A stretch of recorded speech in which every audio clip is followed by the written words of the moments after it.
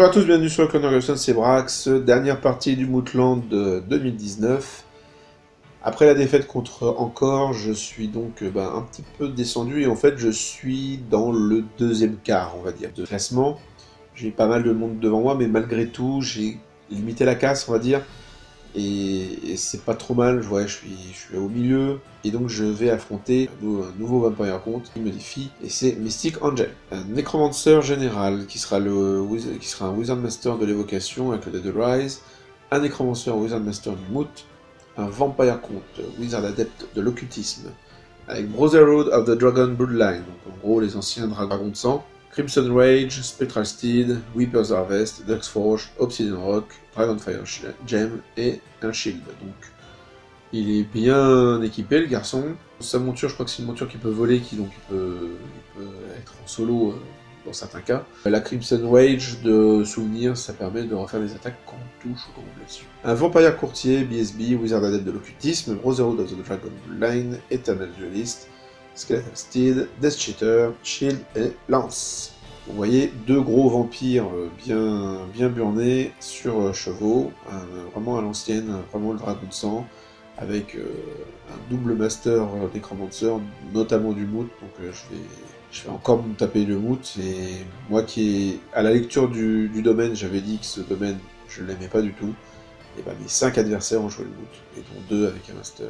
Voilà, je l'ai pris dans les dents, ce fameux domaine. Et au final, vous verrez que, on en parlera en conclusion, mais c'est pas forcément les sorts les plus puissants de ce domaine. 40 ghouls avec le champion, 30 skeletons, état-major complet, Banner of the Relentless Company, il faut faire gaffe à ce pack qui peut, faire une avancée fulgurante. 2 x 21 zombies avec musiciens, 2 x 8 Dire Wolves pour la redirection, 5 Spectral Hunter, donc c'est les spectres montés, un Dark Coach, 6 Vampire Knights, état-major complet, Brotherhood of the Dragon et Banner of Speed, donc ils vont aller vite, ils ont une 1+ de sauvegarde et de souvenirs, ils font des touches d'impact. Et pour finir, un Varcola. Donc en fait, il va avoir une espèce de Death Star de chevalier, sachant que les dragons de sang, enfin les Vampire Knights, vous pouvez pas en avoir beaucoup, donc ça fait une unité de 8 là avec les 2 vampires, mais c'est beaucoup de points de vie, c'est de la grosse armure, c'est de la grosse force, voilà. Moi j'adore ce principe, hein. J'aime beaucoup la liste Mystic Angel. Par contre, l'affronter c'est compliqué parce que je ne l'ai jamais affronté. J'ai jamais affronté un vampire sur cette. Les caractéristiques de notre affrontement, nous sommes sur Frontline. C'est vrai qu'on l'a déjà joué Frontline, et je pense que les organisateurs se sont dit bon, c'est la 5e partie, on va éviter de leur faire un marching colonne. Donc on se tape un front ou un counter thrust. Donc une Frontline c'est très bien. Nous sommes sur King of the Hill. Et nous sommes sur la table 16. Je reprends mon triplé habituel, Résilience Gaming Off pour la magie de mon adversaire qui est extrêmement nombreuse. On a pour l'évocation le sort 2, le sort 3, le sort 4, le sort 5. Pour le Moot l'héréditaire, le 1, le 3, le 4. L'occultisme héréditaire et 2, et l'occultisme BSB héréditaire et le 4. Au niveau des grudges, un triple V. Petit hommage à un très bon film, avec le Vampire Count. Pourquoi le Vampire Count en lui-même? Parce que comme je l'ai dit, avec sa bestiole, il peut sortir très bien du pack de vampires peut-être, et aller se balader, essayer de m'attaquer sur les flancs et tout ça. Je préfère avoir la haine sur lui. Est-ce que c'est très intelligent? Je ne sais pas. Mais j'écoute ce qu'on m'a dit, hein, la Death Star de Ghoul, en fait, j'ai pas besoin de mettre une haine dessus. Voilà. Le Varcolac, parce que je sais absolument pas ce qu'il va en faire de ce Varcolac solo. D'habitude, on les voit par 3. Là, il est tout seul, mais c'est chiant. Pareil, sur un flanc, ça peut grignoter du long barbe pendant longtemps. Ça peut même faire mal aux gardiens, donc avoir la haine sur ce machin, ça peut être pas mal. Et bien sûr, les Vampire Knights, c'est assez logique. Mon estimation, c'est comme contre Titi, je fais un 10-10. Pourquoi? Parce que d'habitude sur le CV je suis bon. Vous avez vu que contre Seven ça n'a pas été le cas, mais comme je le disais, c'était une sorte d'exception à la règle. D'habitude, ma moyenne sur les CV était de 18 avant d'affronter Seven. Pour vous donner une idée sur l'année. Donc j'étais plutôt bien. Et j'ai rencontré tout type de CV. Mais là, c'est une liste que je ne sais pas appréhender, en fait. Et le King of the Hill, pour moi, on va stimuler le scénar.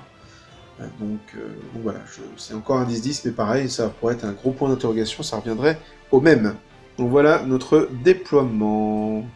Nous avons de gauche à droite 8 Direwolf, 8 autres Direwolf. Derrière nous avons un petit pack de zombies, donc le chausson au nécromancien, le Dark Coach, La grosse unité de Vampire Knight avec les deux persos dedans, les squelettes derrière, les spectres montés sur la droite, la grande nuée de ghouls derrière, encore une petite unité de zombies, et le Varkolak qui se cache là tout là-bas, hein, l'espèce de cerbère, tout à droite, le socle rouge pour dire, enfin, le bord rouge pour dire où est l'avant de la figurine, ce que je trouve très intelligent et très propre au niveau du jeu. Le gros pion en MDF, là, c'est l'objectif que je dois atteindre. Je dois aller prendre cette colline, et lui, il devra prendre la colline qui est de mon côté. Donc on a fait un King of the Hill fluff. Donc de mon côté, bon, vous voyez la colline dont je vous parlais. Je fais un truc simple, hein, je me déploie en T, donc en T contre des CV. Voilà, petit jeu de mots, c'est gratuit, je vous le donne. Donc la Death Star au milieu, évidemment. Le Running Smith, comme souvent contre les CV, est avec les 25 longues-barbes derrière. Les 8 gardiens qui encadrent, les bombeurs à l'arrière que je garde en chaff, et l'Anvil of Power. Avec l'avant-garde, je me place sur la colline qu'il doit venir chercher, et lui, bien sûr, il a avant-gardé. Alors, il n'a pas avant-gardé à fond avec ses loups, ce qui me permet, moi, de faire mon avant-garde complète, mais bon, ok. Et par contre, il a avant-gardé avec ses deux unités de loups. Et le Varkolak, rappelez-vous, ça a une avant-garde, c'est pour Jérémy, s'il me regarde, petit clin d'œil, il vient se placer ici. Et c'est super intelligent parce qu'en fait, il se dit, à juste titre, qu'un Varkolak tout seul contre mon armée, vu quand je me suis déployé et vu le scénar, pas vraiment d'intérêt. Sauf que là, bah, il empêche tout simplement mes mineurs de venir. Parce que si je sors les mineurs, j'ai le Varkolak qui leur tombe dessus, et un Varkolak contre les mineurs, je sais que les mineurs perdent. Ça, il n'y a pas à chercher midi à 14h, et j'ai rien pour aller m'occuper de ce truc, donc en fait... le King of the Hill va devoir se faire avec des gardiens ou avec la Death Star, mais pas avec les mineurs. Ah, mon tour 1. Alors, mon tour 1, on est à la 5ème partie. Je suis crevé, j'ai plus de voix là. J'ai jamais été dans un état. Ça fait très longtemps que j'ai pas été dans un état pareil. Je suis pas là en train de me justifier de mes conneries ou quoi, hein, mais je me dis, allez, tu connais pas cette liste, plutôt que de faire un truc timoré, etc. On y va, poum. J'avance à fond, me place ici, face à sa Death Star, en mode « Viens, je t'attends ». Les 8 gardiens font le tour du lac pour venir derrière, mais c'est pas génial comme mouvement parce que je me gêne en fait. Les 25 lombards ne s'avancent que pour être à portée de sort du Running Smith, hein. Je suis à 12 pouces, tant dans le bras, ça marche. Les 8 gardiens autres font le tour de la colline pour rabattre l'armée mort-vivante par la gauche où il n'y a pas de menace en fait. Il y a les Direwolf, il y a le Dark Coach, mais tout ça, ça saute contre 8 gardiens et avec les bombers qui viennent les encadrer pour faire du tir, faire de la bombe et peut-être aller rediriger le cas échéant. Voilà, donc ça c'est mon plan, on verra ce que ça donne. Je passe une résilience sur la Death Star, donc ça c'est cool, bien sûr, Mystic Angel dissipe tous mes autres sorts. Et en plus, c'était pas une grosse phase de magie, malheureusement pour moi. Je tue 3 loups au tir, ce qui est peu, ce qui est même minable en fait. Et on passe au tour 1 de Mystic Angel. Donc lui, il veut tester aussi, donc il lance la charge. Honnêtement, quand je l'ai faite, ça, j'espérais qu'il lancerait pas la charge. Parce que je me suis dit, si je l'agresse comme ça, il va avoir, entre guillemets, peur. Il va sortir ses persos, il va mettre ses vampires sur le côté, il va venir me rediriger, etc. etc. Et ben non, il lance la charge. Bon, c'est un risque, hein. Je me dis, j'ai la haine, j'ai la résilience, je suis en pack, j'ai tous mes... Là, il y a tout qui est bien, quoi. Enfin, bon, c'est... Mais non, il lance la charge du Dark Coach également, tout le monde y va, hein. Il prend aucun point de vie dans la forêt, il vient rediriger mon unité de gardien avec les loups blessés, il garde l'autre chaff en arrière. En magie, il va passer un souffle, alors déjà ça pue. Il passe le souffle sur un de ses vampires, je sais plus lequel. Je dissipe le -1 en force, -1 en AP, parce que j'en ai besoin, évidemment. Par contre, il crée une ligne de zombies qui se met juste derrière moi, face aux gardiens, donc ça redirige un peu les gardiens. Il vérifie que je peux pas m'en servir comme tremplin, et puis... j'aime pas cette unité-là, l'unité qui vient de créer, là, ça m'énerve. J'aime pas cette capacité, de toute façon. Je déteste ça quand vous avez le joueur vampire qui vous dit « Je vais invoquer des zombies ». Oh purée, c'est pas possible. Qu'est-ce qu'il va faire? Où il va les placer? Qu'est-ce qu'il veut en faire? Est-ce qu'il veut... Bon, il va me chaffer, certainement, mais... Qu'est-ce qu'il... Enfin, c'est trop d'inconnu pour moi, j'aime pas. Et en plus, il passe une relance pour toucher dans les vampires, donc les 2 sorts qui passent. Moi, j'en ai qu'un en défense, donc ça risque d'être un peu chaud pour moi. Au combat. Il me fait un mort avec l'impact seulement. Ma BSB se retrouve en duel avec son champion vampire. Le champion vampire va me faire 2 points de vie dans la BSB et moi je vais rien lui faire. Le seigneur vampire tape sur le roi, lui fait qu'un point de vie. Parce qu'il le tape sur discipline, mais j'ai 10 en discipline. Et j'ai la résilience, donc en fait il me laisse sur 5. Donc ça c'est chouette. Donc il me fait un point de vie malgré tout. Le souffle, ça fait 9 touches, ça ne fait qu'un seul mort. La BSB fait un point de vie dans mon roi, donc ça fait 2 points de vie que je perds déjà. Je perds 6 longues barbes. Le roi, en retour, fait 3 points de vie dans les vampires. Je tapais dans la masse dans l'espoir de faire du chiffre, mais non. Je fais que 3 points de vie de vampire. Le roi arrive à tuer un longue barbe de plus, et mes longues barbes, eux, vont tuer vont faire 2 points de vie de vampire, donc vont tuer un vampire. Il réussit pas ses vampiriques. Et puis, alors je sais plus qui gagne, je crois que c'est lui. Mais je tiens. Je suis tenace, je tiens à 10 reroll sans souci. Donc en fait, j'ai bien encaissé malgré tout, parce qu'avec les sorts qu'il avait, il aurait pu faire très mal. Le souffle a été minable, il y a un souffle toxique, il fait un point de vie, youpi quoi. Donc à mon tour 2, les gardiens vont charger les 12 zombies qui ont été créés là, évidemment. Les gardiens sur la colline vont charger les Direwolf, donc c'est déjà la photo, il les a enlevés automatiquement quand je les ai chargés. Je fais bouger un peu les bombers, parce qu'il y a la petite unité chausson avec les nécromanciens là-bas, qui peut être juteuse en termes de points. En magie, j'arrive à passer une résilience et une off sur la Death Star, donc ça c'est chouette, parce que je reste avec mon -1 pour le blesser, mais en plus je vais relancer pour blesser. Ça c'est cool. Au tir, je ne fais que un loup, je ne tue qu'un loup, donc ça c'est assez triste. Au 4, je perds un point de vie dans le roi, et je perds une longue barbe. Voilà, et c'est tout. En fait, on se fait rien. On se fait rien, c'est l'horreur. Moi, je fais rien avec mes relances et tout ça, et lui, il me fait rien, parce que j'ai le -1 pour être blessé, le shield wall, etc. Voilà, donc j'ai perdu un long barbe, et un point de vie dans le roi. Moi, je sais plus ce que je lui fais. Si je lui fais quand même des points de vie, parce que j'arrive quand même à gagner, et je lui fais perdre 2 points de vie dans chacune de ses unités. Donc ça fait encore un vampire, un chevalier vampire en moins. Et le Dark Coach qui se prend 2 points de vie dans la tronche. Donc ça c'est cool. Évidemment, la ligne de zombies explose sous l'impact des gardiens, mais qui ne peuvent faire aucune charge irée. Donc je les redirige, je les reforme parce que je vois bien que les ghouls vont arriver droit sur moi. Et bah voilà, donc tour 2 des vampires. Le gros pack de ghouls rentre la charge. Alors ils vont arriver en coin de mes nains. C'est pas très clair sur les photos, en plus elles sont floues, mais ouais, à chaque fois on a bien mesuré. Il y avait la place de passer, il y avait la place de se placer surtout. Donc voilà, donc elles vont apporter pas mal de bonus fixes. C'est pas les 3 attaques de ghouls que je vais prendre qui vont changer la donne, mais c'est plutôt les bonus fixes. Les Spectral Hunters viennent rediriger les gardiens. Alors j'ai l'attaque magique, hein, fort heureusement, mais le reste qui viennent me rediriger quand même. En magie, bien pénible, comme tous les vampires, il crée ces 11 zombies là qui vont être encore des redirecteurs. J'arrive pas à le dissiper, ou je le laisse passer, je sais pas. Je dissipe la reroll pour toucher.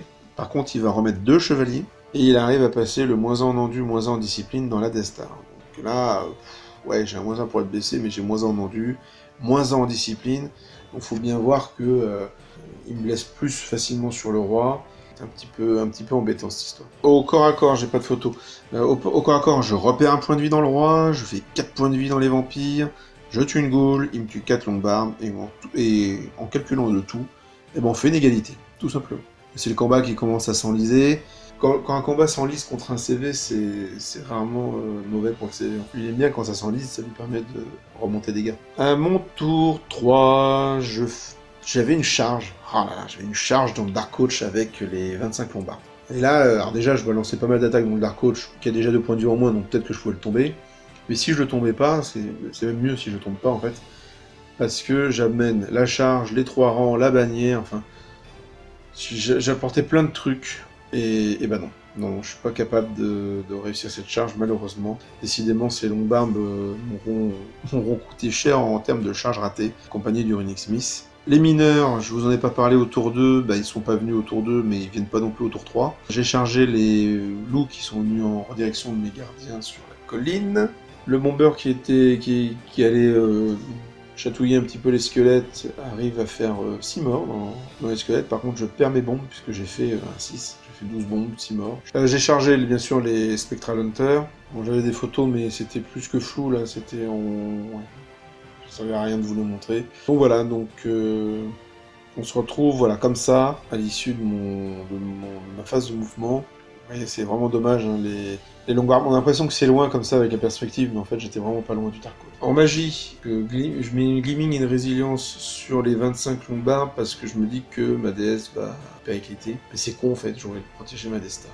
J'aurais dû protéger ma Destar, mais bon, bref. Au combat, je vais perdre le roi, mais j'aurais fait un point de vie dans les vampires. Et je vais perdre ce combat, et c'est surtout que je suis très bête. Et là, je pense que je vais me faire bien engueuler par notamment Moax et Coco et d'autres. En fait, je déclare, puisque c'est mon tour, donc c'est moi qui décide dans quel ordre on fait les corps à corps. Et bah non, je me dis, tiens, on va faire le corps à corps de la Destar en premier pour voir ce qui se passe. Et je perds ce combat, et je fuis, et je suis rattrapé, poursuivi par tout le monde, évidemment. Je suis rattrapé, et ça donne ceci, et oui. Alors, il n'y a plus grand-chose hein, dans les sorciers, dans les vampires. Hein. Il reste 3 vampires et les deux persos, mais qui impactent le flanc de mes gardiens. Bon, on va vite passer sur une autre photo, parce qu'elle pique aux yeux, celle-là. Donc on déclenche ce combat, et fort heureusement, il se rate. Il se rate quand même pas mal, parce que il me tue que, entre guillemets, 3 All Guardian, et il fait 2 autres points de vie, donc en fait c'est pas si mal que ça, il se rate pas tant que ça. Moi j'ai mis un maximum de trucs dans les Spectral Hunter, donc ça m'a permis de faire du chiffre, et de me retourner surtout, donc je tiens. Et vous voyez que c'est déjà assez mal barré cette histoire. À son tour 3, excusez-moi, le roi est mort, mais pas les Lombards ne sont pas encore morts. Le Dark Coach va, au tour 3 de Mystique, va déclarer une charge sur la Destar qui va, enfin la Destar, ce qu'il en reste, qui va fuir de 11, hein, donc je me retrouve loin de chez moi. Bon, lui il rate sa charge, hein, évidemment, et il la rate pas, il la redirige dans le flanc des All Guardians. Donc là, vous voyez, on est comme ça pue, hein, ça c'est vraiment pas bon pour moi, vraiment pas bon du tout.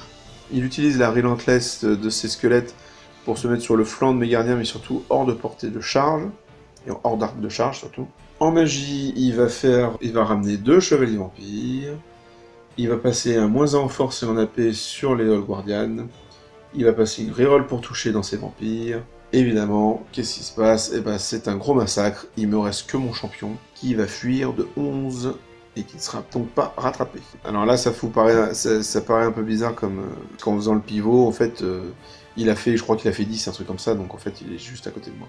Voilà, avec les vampires qui sont derrière. J'ai mon champion en fuite, qui est face au dos de Feu, la Destar, elle aussi en fuite. À mon tour 4, tiens, bah, les mineurs se débarroulent, donc je les fais arriver derrière les squelettes pour foutre un peu la pression sur cette unité qui est scoring, je le rappelle. Le bomber va continuer son travail de sap. Je me rallie avec mes longues barbes avec la BSB, mais ce n'est que pour leur dire adieu au tour d'après, hein, comme vous voyez sur le plateau. Et le champion gardien, lui, ne se rallie pas et arrive à un demi-pouce du bord de table. Je tue 6 squelettes avec les tirs, j'arrive à passer une résilience sur les longues barbes avec la BSB. Fait un point de vie dans les vampires, je sais plus comment, peut-être avec un des bombers, bref. Et donc on se retrouve comme ça, alors j'ai redirigé quand même mes gardiens tout en gardant la colline vers les squelettes. Donc là, entre les mineurs, les gardiens, le travail de sap du bomber, les squelettes, ils font plus trop les malins. Les 25 lombards se sont mis sur le flanc du vampire, c'est plus pour le pousser à se dégager un peu de là, je les redirige avec l'autre bomber, donc il est un peu...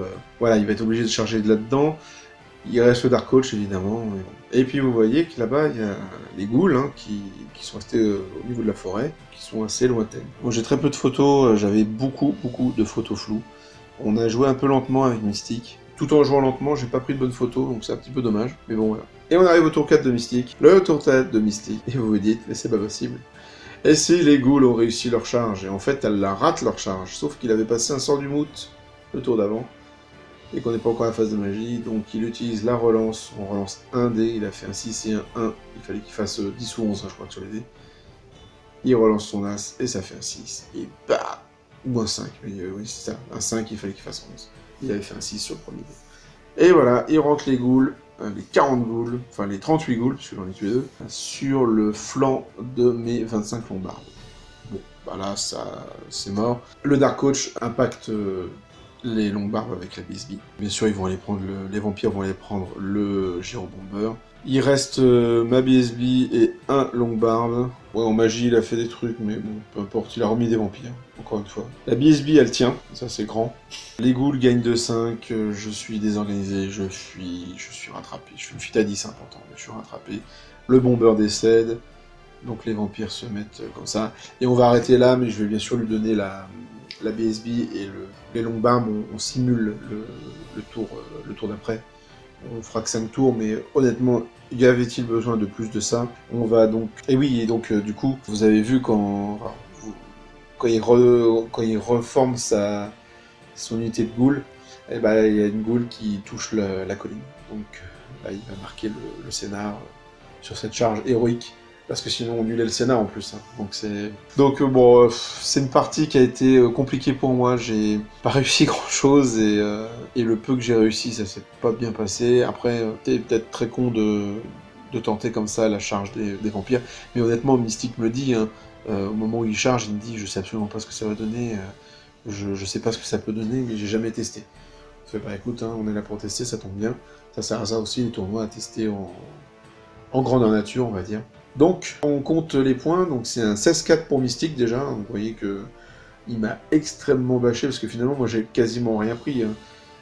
Quand vous regardez ce que j'ai pris quoi? J'ai pris des loups, j'ai pas pris la moitié des vampires, j'ai pas pris de ghouls, j'ai pas pris les squelettes, je prends vraiment pas grand chose. Et comme je vous l'ai dit, comme je vous l'ai dit, à la fin, il y a une petite ghoul qui pose une patoune sur la colline, et du coup, il prend l'objectif, donc je le perds, et c'est un 1-19, c'est une énorme défaite en 5ème game. J'avais fait 2 défaites contre Seven et donc contre Encore, mais c'était des lourdes défaites, mais c'était des défaites de 5 et 6 points, quoi, donc je ramenais des points malgré tout. Mais là je passe à un cheveu du 20-0, on faisait un tour de plus, je sais pas ce que ça pouvait être. Si on avait fait nos 6 tours, je sais pas si ça avait donné quelque chose, parce que les gardiens voient pas les ghouls, donc en fait je vais me retourner vers elles, ça sert à rien, donc je vais aller prendre les squelettes, je vais prendre les points des squelettes, mais je perds le scénar, forcément, donc ouais, ça aurait rien changé, quoi. Peut-être que je pouvais éviter le 20-0, et encore franchement, il y avait vraiment peu de chance. Voilà, c'est un 1-19, j'ai sauvé l'honneur, on va dire. Voilà, c'est une partie, j'espère que je pourrai rejouer contre Mystique, et puis, parce que c'était très agréable de jouer contre toi, si tu regardes la chaîne, normalement oui, puisque je t'ai donné l'adresse, et du coup voilà, donc, un peu déçu, parce que le CV, normalement, ça va bien, et puis là, j'ai affronté 2 CV, je me suis fait retourner comme pas permis, donc voilà. C'est un peu les limites de ma liste, peut-être, ou... Bon, le domaine du moot, hein, vous voyez, ça, ce que je disais, hein, la relance, la tribu est horrible. Vous pouvez relancer un dé sur une charge, c'est-à-dire que souvent une charge ratée, vous avez un bon score sur un des dés, et un score vraiment pourri sur l'autre. Ben là, vous relancez pas les 2 dés, donc on revient pas à 0. Vous fiabilisez ça parce qu'il y a un des dés qui a une bonne face, un 5 ou un 6 par exemple, et vous êtes sûr de l'avoir. Et après, bah, vous relancez le dé, et c'est une chance sur 6 d'avoir un 6, etc. Pas d'avoir n'importe quelle valeur. Ouais, c'est fort, c'est très fort là, cet attribut. Très très fort. Voilà, donc c'est terminé pour le Mootland. On va se retrouver bien sûr pour une vidéo de conclusion, mais avant, il y a une vidéo que je vous avais promis, puisque je vous avais parlé du duel des champions dans l'introduction, et donc vous allez avoir une petite vidéo qui va vous raconter comment ça s'est passé pour Braka, mon champion, tueur Dragon Seeker, et puis on se retrouvera après pour la vidéo de conclusion de ce très très bon tournoi, comme d'habitude, chaque année du Mootland, version 2019. A très bientôt, cette putréfaction sur vous.